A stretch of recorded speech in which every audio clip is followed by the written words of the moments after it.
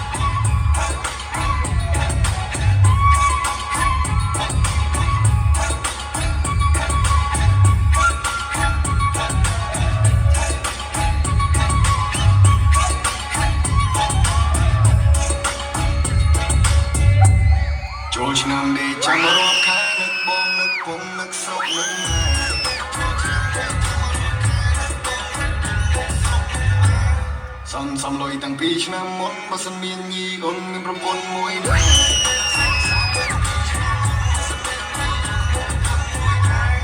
មានអូនឡើយបងគយគុណបើសិនអូនចិត្តទុនមកសម័យលក់ស្រែ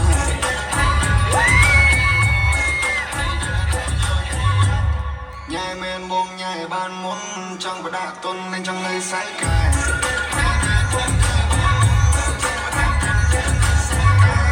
ឆ្នាំថ្មីទៅទេវតាតាមលនតានេះឲ្យគួរគប់ទៅ